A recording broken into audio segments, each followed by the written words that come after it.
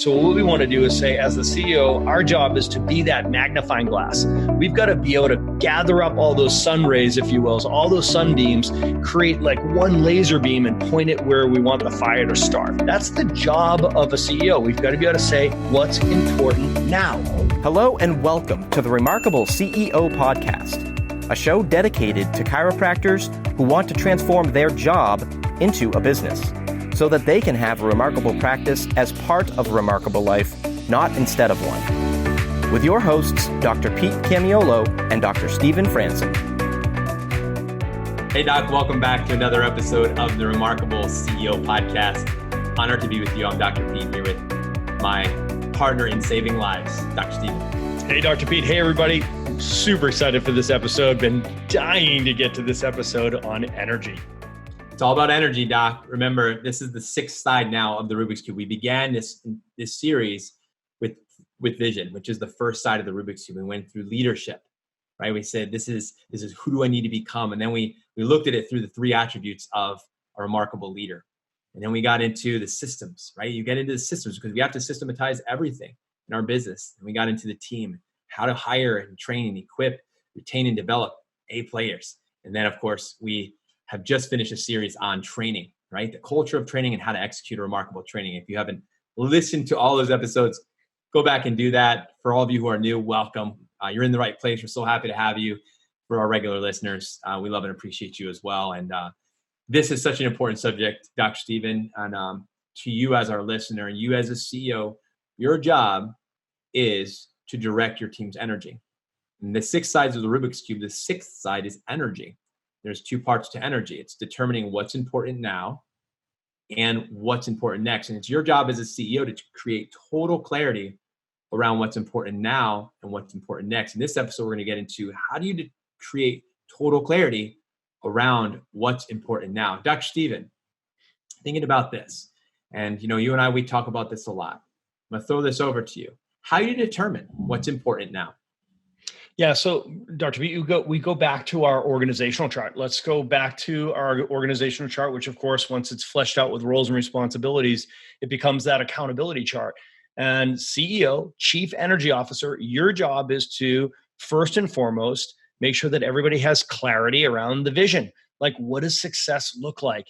And of course, that vision story, if you will, is an expression of the core values of the business, right? So number one, clarity for everybody in the organization. What does success look like, right? And then number two, your second bullet is what's important now.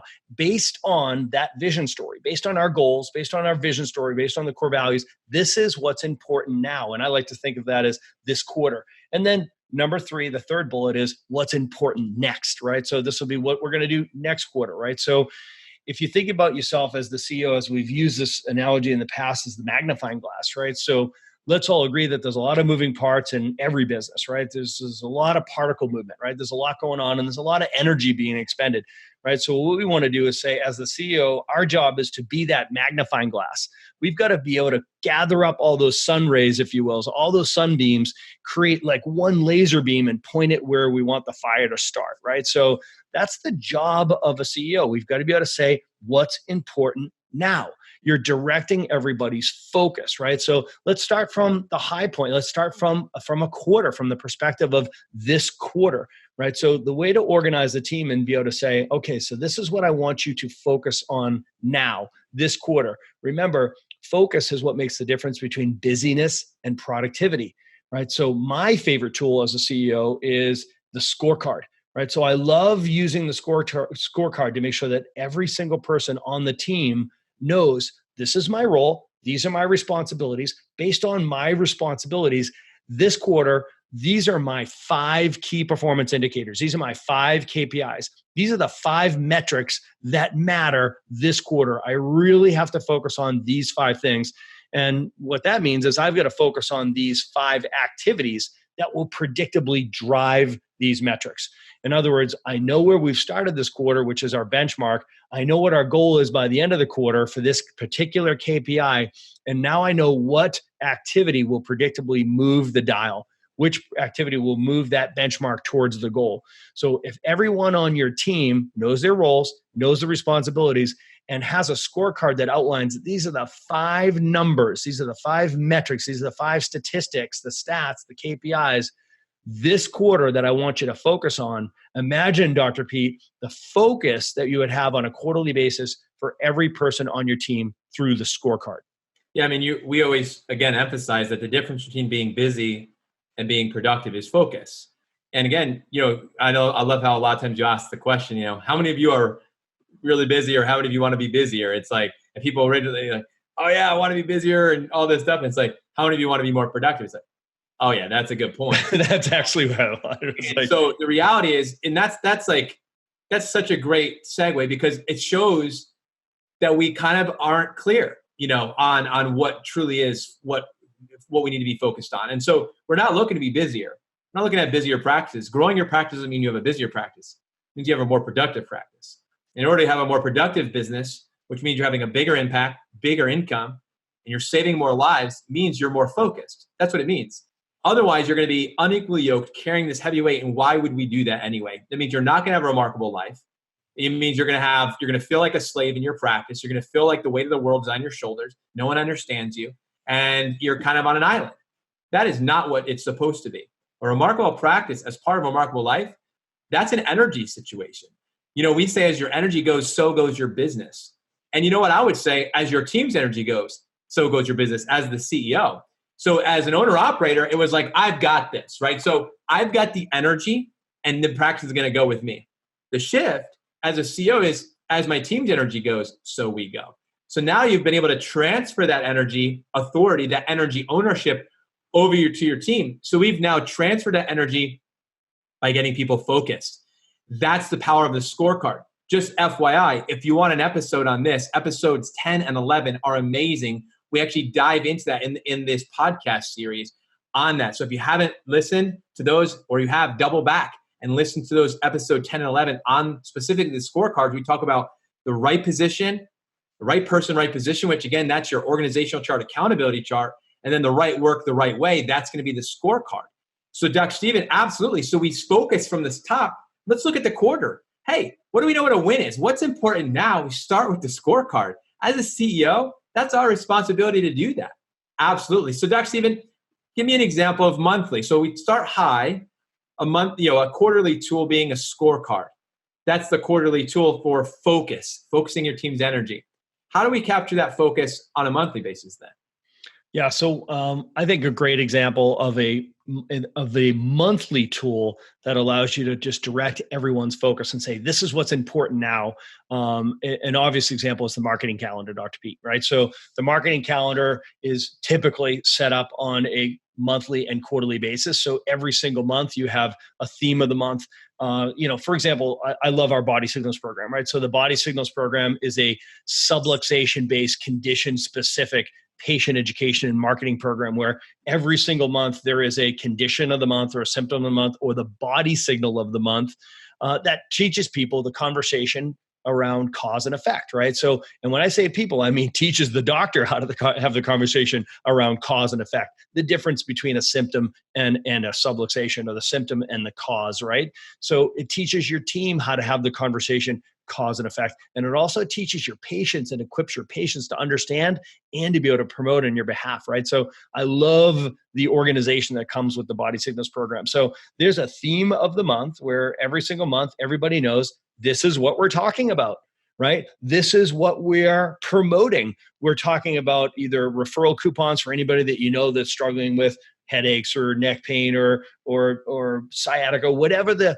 body signal of the month is. It gets everybody focused to help them to have that cause and effect conversation. Let's find out what's causing that problem, right? So your team is confident because they know this is what we're talking about. These are the research articles we're handing out. These are the testimonials of the month we're handing out. These are the referral coupons that we're handing out. And everybody's inviting someone to either webinar that month or to the dinner talk that month or to the advanced workshop, the Body Signals workshop that month on that topic. Everyone's focused, including the doctor. How nice is it to have a doctor who is calm in the adjustatorium and focused on a specific topic. They know what the topic of the month is. They know what they're inviting people to. They know they're promoting and talking about their webinar that they're having or their advanced workshop that they're having. They are focusing their table talk. And again, focus is what makes the difference between busyness and productivity. Yeah, Dr. Stephen, even as you were describing that, and I'm listening, and I'm listening with you as a listener right now. What you just described is organized, right? It's organized, and energy is organized. When we get it organized, that's where the focus really comes in. And you just gave a great example using a tool like the Body Signals program to organize around the attraction part of your business. You're looking at the energy that's needed for, let's say, the attraction domain of your practice. All of us have that part of our business that we have to focus energy on. And so using a tool like, let's say, for example, the Body Signals program, you're able to focus your energy internally, you're able to focus the energy externally. And as a team member, as I'm listening to this and I'm thinking about all of my associates and CAs, I'm thinking, this is just an amazing way to get everybody on the same page. You know, we have different roles in the business. Somebody's checking in, this person's checking out, this person's in the back. But they're all focused because everyone knows this month, this is the theme. This month, this is the promo. This month, this is the date of the event or whatever. So everyone knows that. So even though they're checking in and checking out and doing back office or whatever, everyone knows. So it's focusing people's energy because it's organized. And as a CEO, it is our responsibility to govern the energy of the office. It is our overall responsibility to make sure that we are focused. And the marketing calendar, I think we might have mentioned this on one of the other episodes, was I don't have to know anything about your practice, okay? If you hired myself or Dr. Stephen to come in and coach you in your practice and help you guys grow and scale and do remarkable things, we would say, show me two things, right? Show me your marketing calendar and your training calendar, because I could tell you what the stats are going to be currently and probably in the future and in the past based on looking at that. So it's absolutely paramount that we have the marketing calendar in place to direct and focus our team's energy on a monthly basis. Yeah, Dr. Pete. So, we've talked about how do we get our team focused around what's important now this quarter. And we've said we've got tools for that, like the scorecard. We've said, what do we do to get our team focused on what's important now this month, right? So we've got a marketing calendar, for example, that says in marketing, this is what's important now. This month, we're focused on this, which means we're talking about this and promoting this. And as CEOs, we like systems, we like tools, right? So we can equip our team to do the work, right? So give me an example of a tool that you like to use to get them focused on what's important now this week. So the tool that comes to my mind is the scoreboard. And what the scoreboard is, if you're not familiar with the concept of scoreboarding, let's just give you the sports analogy. A scoreboard is essentially where the score is during the game that you can see. If you're playing baseball or basketball or golf, every sport has a scoreboard. And so imagine what's the purpose of a scoreboard. Number one is that you know exactly what the score is, so you can determine, what the next play should be, what the next move and decision needs to be. As a CEO, you need to be able to know what the score is. As like, let's say a coach, let's say you're a coach, so you can know when to call timeout. Hey, you know which plays to run. You know what players to put in the game. Again, the goal is to win. And so, again, looking at the org chart and the accountability chart and the scorecard, you said the 5 things on the scorecard, what are those goals? They all have goals associated. So if we have clarity around the goal, then we know if we're halfway through the quarter or halfway through the month or halfway through the week or even halfway through the day, we know, hey, timeout. We need to look at where we're at in the game, and we need to change it up, folks. We're gonna audible here, and we're gonna run a different play. And so you have the capacity to do that as a CEO. It's really important. But here's the thing: what I love about the scoreboard is the whole team has visibility into doing things. The players know exactly where we are in the game. So this is now no longer me as the owner of. This is no longer me as the owner of the business that has to direct this. This is now we as a group are directing this and making decisions. So the scoreboard is leveraged every week in the weekly team meetings. We leverage the scoreboard, the statistics of the scoreboard in the weekly team meetings. So the scoreboard is a document that's alive, it's living, it's being populated with the results of very specific key performance indicators around 4 specific areas of your practice. Number 1, attraction. You have very specific KPIs on a daily, weekly, monthly basis that are owned, that somebody has accountability for, that we're all responsible for, and it's all tracked in one place that's visible to everybody. That's a scoreboard. So we have attraction KPIs. Second area is conversion. There are very specific KPIs that determine the health and the direction of your business game time, middle of the game, that are conversion statistics. Do you know what those are? Does everyone know? Does everybody know who's accountable? And we're all responsible and accountable. And are we tracking that? Are we able to meet on that? The next area is retention. We have very specific KPIs around retention and what's important for retention. We're able to track those. The scoreboard holds these KPIs very specifically. The last one is collections, right? So we've got attraction, conversion, retention, and collections. What are the specific collection KPIs that we're tracking, that we're monitoring daily and weekly? We bring this scoreboard conversation into our team meetings. Here's where we're at, folks. Here's where we're going for the quarter, for the month, for the week. And we can boil this all the way down, actually, even to today. Yeah, you know what? The power and the dynamic of the scoreboard cannot be overemphasized here. Ultimately, just to have a visceral experience of this. Imagine if you were at a World Cup soccer game and then all of a sudden there was no scoreboard. Or if you're at a Major League Baseball game and the power goes out and there's no scoreboard, there's no information, or you're in an NBA game, et cetera. Like, think about what's up on that giant scoreboard. If there were no scoreboard, it stops being a game. Okay, so think about how the scoreboard changes the dynamic, the energy, and organizes that game, right? So all of a sudden it becomes something that's interesting and exciting. Without the scoreboard, you're just messing around, right? So in keeping with we're in the business of saving lives, let's act like it. Let's put the scoreboard up on the wall. I love the idea of, we had ours up on a giant television that was a big monitor that was up on the wall. I'm from Boston, right? Big Red Sox fan. So I love the green monster. So I wanted a green background. I want the thing up on the wall. I want everybody to be able to look at it. So we're in our back room, in our war room, right? So where our team meetings would be taking place. And there was nowhere to hide. You could put that scoreboard right up there and everybody's looking at the same thing. Of course, they'd have a paper version of it in their hands, but I like it right up on the wall. So just like we're at the stadium, everyone can see exactly where we are in attraction, conversion, retention, and team building. And everybody was focused on what was going on this week. So Dr. B, so we talked about this week, right? So what happened last week? What's going on this week? What's going on next week? So everybody's focused. What about on a day-to-day basis? Because, it's real time, man. Right. So this is the battle plan, but we are on the ground, boots on the ground. What tool do you prefer? What do you use to help create focus for what's important now? And we're talking about today. Yeah. We all know that talk is cheap, right? So we can talk all day long, even about the week and the month and all this. What matters is what happens on Monday. What's happening today? What's happening tomorrow in your business? As you're listening to this podcast, I don't know what day of the week it is for you, but I'll tell you, if you want to get focused and you want to focus your team's energy, you've got to have a game plan for today. And the tool that is absolutely priceless is the Huddle Sheet. That's the tool.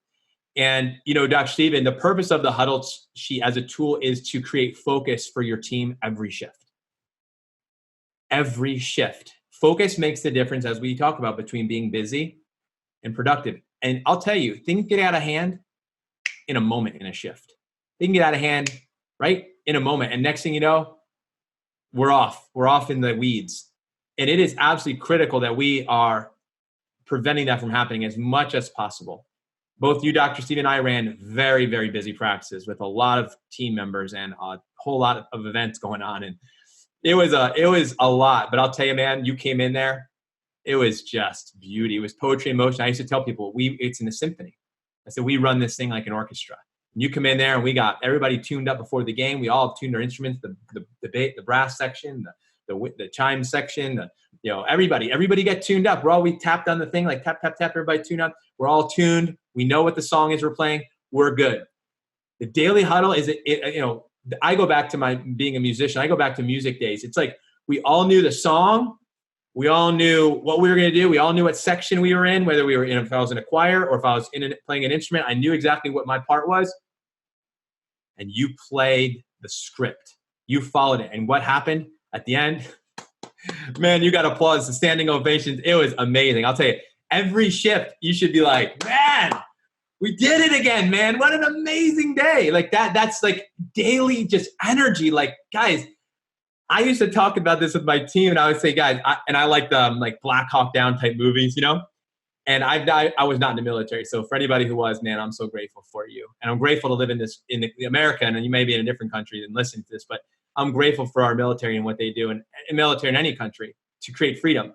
But I just imagine if you had a POW and you were going in there and you were like a special ops, and you're flying in, you know, stealth in at night, and you're getting dropped in a parachute in down. You had a mission, which was to go and get the prisoners and bring them home, because these are husbands and wives of people that are, you know, at home, and these are our people. I would tell that story almost weekly with my team. I say, guys, as soon as we finish with this prayer and this song, and we open this door, you're jumping out of the chopper. Are you ready? Are you ready to go and save lives? Guys, here's the deal. We don't know where the fire's coming from, but there's going to be fire. The enemy fire's coming. Let's be real. Let's know it's going to come, and we got to be ready. Do you know the mission? Do you know the objectives? And so in the huddle, Dr. Stephen, this is really where it comes down. I said there's 3 parts to the huddle. Part 1 is uniting. We unite around the common objective. This is around the culture and the mission. We know exactly what we're promoting. We know what we're promoting. Who's the patient of the week? Who's the testimony of the week? What's the story we're telling? What's the next event? What are we promoting? What are we moving towards? This is where we're going, and we focus all of our energy on that. That's part 1, uniting around the culture and the energy in the office and the mission and what we're doing. It's about people. It's about saving lives, and we value and we celebrate people in our office. Part 2 is about engagement. This is about today, the clinical objectives of today. Who are all the visits that are coming? Who are the visits that are coming in for adjustments? Who's coming in for a report? Who's coming in for a re-report? Right? We know exactly what's happening today. We've got it all. We've got our objective. We have our goal. We've got it all there. And then the last is inspiration. We always want to leave inspired. Rick, it's heart, head, hands, feet. But whenever we do huddle, it's heart, head, hands, feet, heart. We always leave on a high note, saying we lead with our heart. We lead with our hearts. We move into the shift with our heart forward. So that the first person that walks in that door, that first group of people, because we always had a line of people at the door, those people that are coming in, they get all heart, man. But they know we got our sleeves rolled up. They can see we're a little perspiring. We've been working out a little bit already. We are ready to go. That's what the huddle is, man. It's an energy field. It's an energy force. And I'll tell you, man, your shifts change based on your energy. There are people that weren't coming in that day that were driving past your office that took a left for no reason. They're like, I don't know why I turned left, but I came in today, and they needed to be there today. You want to know why? Because your energy pulled them in. Energy is everything. Your energy, your team's energy. Dr. Steve, we have a gift we want to give anybody who's a listener to this. I'm going to tell you right now. You want a little bit of gold? You want us to change your life, your practice trajectory forever? Take this gift from us, the Huddle Sheet. Dr. Stephen, you and your team built this. I'll tell you right now. This will change everything for you. We want to gift this to you. You can actually find the Huddle Sheet as a downloadable that you can fill in yourself at theremarkablepractice.com/podcast. That is theremarkablepractice.com/podcast. There's going to be a link to a PDF that you can download, print off, start using. And as a bonus to this bonus, I put together a 3-part training that goes over exactly how to implement this for you and your team. Absolute gold. Thanks for listening to this episode of the Remarkable CEO Podcast. Remember, what the world needs now is chiropractic, and what chiropractic needs now is more successful chiropractors. If you like this podcast, please subscribe, share with a friend, and leave us a review. And if you'd like to connect with us personally, direct message us on Facebook, LinkedIn, or Instagram. Now go and be remarkable.